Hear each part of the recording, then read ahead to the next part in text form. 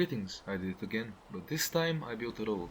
Valheim, much like Minecraft and a few other adventure-type games, Dwarf Fortress, Don't Starve, has procedurally generated biomes. In Valheim, your starting zone will always be a meadow, with a dark forest adjacent to it. Me and my friends must venture into this dark forest to battle our next boss, the Elder One, as that is what the burb told us to do. And with that, before our next play session, I thought to build the road leading to it. Why go through all this trouble when you can just walk to the dark forest? Because going through all this rough terrain and forestry is barbaric, and I enjoy having clear checkpoints and roads. Also, I got no idea what's in there and want to have a bed next to it in case of accidents. Now, how does one build a road in Valheim?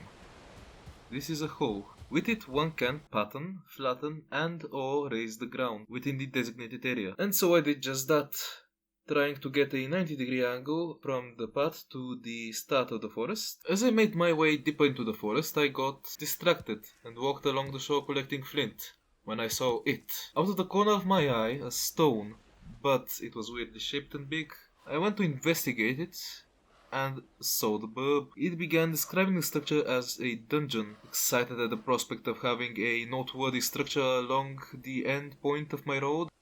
I began construction immediately, now knowing exactly where I wanted it to end. As I neared the end of the open meadow, I faced forest lands, rough terrain, and bumpy stones. I patterned the grass, I leveled and dug out, and leveled and dug out, and leveled and filled out, and leveled the ground until I deemed it smooth enough for crossing without having to sprint over it. And when I reached the heavily forested zone of the meadow between me and the dungeon, I chopped down many trees. The house was too far at this point, so I built a small logging cabin alongside the road, with all the essentials for a plebeian Viking. Campfire, bed, deer-hide carpet, crafting table, roof, walls, door, chests, many chests. And for the next several in-game days I deforested the surrounding area and de-rockified the road, although more rocks kept appearing out of thin air just to spite me. While doing so, I discovered the rock with the engraving I was talking about during my last project, the bridge one. Fancy that. To make it more noticeable, as it is one of my more favorite engravings, I made the road curve next to it and made a slope leading to it for easier access. And so I continued leveling and deforesting the area, when suddenly the forest started moving. No, it was a creature, and a big one at that. I ran backwards. I didn't even know you could run backwards until that point. And then it turned around. My eyes lit up. My fear turned into greed as the feeling all gamers know too well set in. I can exploit this. So I ran to pursue it, hoping to grab its attention once more, and mercilessly barraged it. It disappeared into the tree line. What I felt wasn't fear, it wasn't greed, it was excitement for a hunt with an entertaining prey. And a tinge of hunger. I paced around the outside of the still, disgustingly forested area, keeping my eyes open for the giant, and put my hat on just in case. There was silence. Nothing. Had it run away?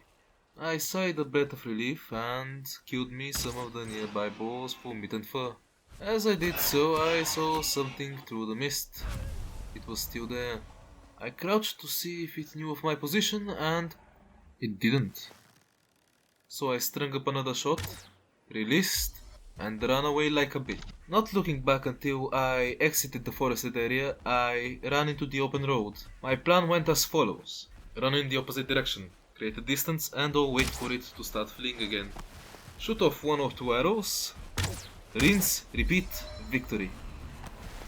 But there was something wrong. Even as I ran, I wasn't getting any further. No, it was gaining on me. Soon enough though, it started retreating again. The plan continues. With expert precision and timing, I took down the first throw I had ever seen.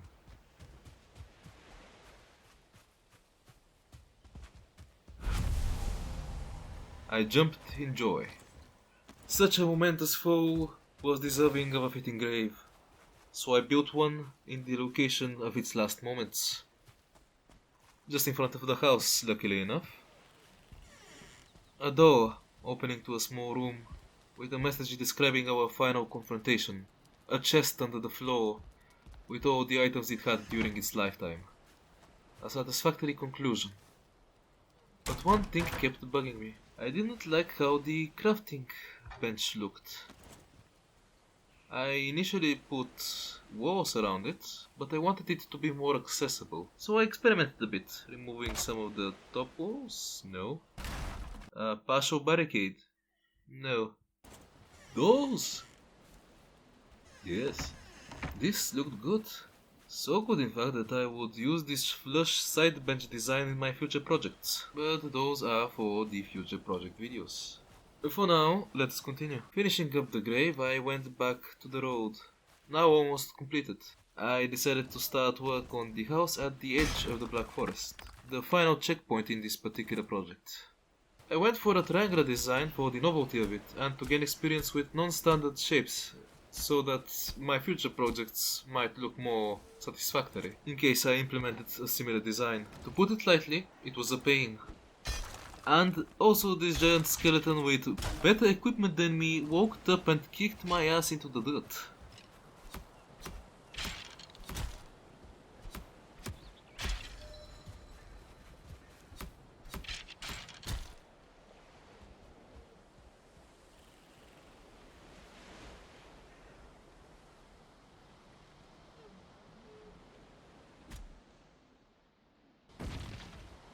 By the time I had come back to get my stuff, the bastard had run away. Even so, I continued building. A bit later though, I spotted him in the distance, in the direction of the dungeon. Having left him on a sliver of health, I rushed to stab him in the spine, and with 2 measly flicks of the knife, it crumbled. An unsatisfactory victory, but a mentally relieving one.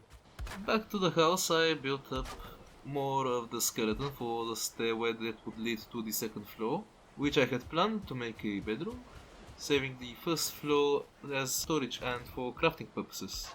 I began to work on the roofing as rain started pouring. I couldn't quite find a nice looking way to go about doing it, but after a few experiments, it started to take on an okay shape.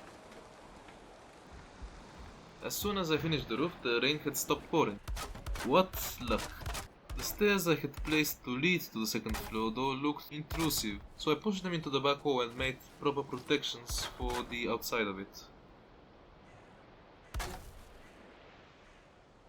After putting proper roofing over the campfire and entrance, so that it wouldn't get extinguished by the winds and rains during thunderstorms, I furnished the place with a few chests, torches for lighting, beds for me and my friends.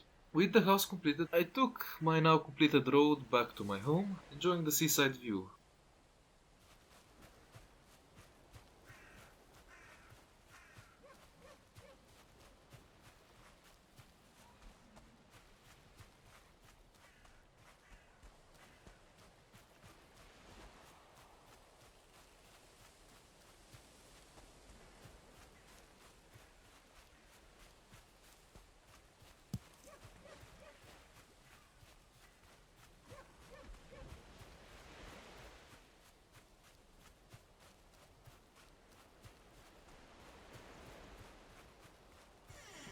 Got some wood from the log cabin for the main storage of the house.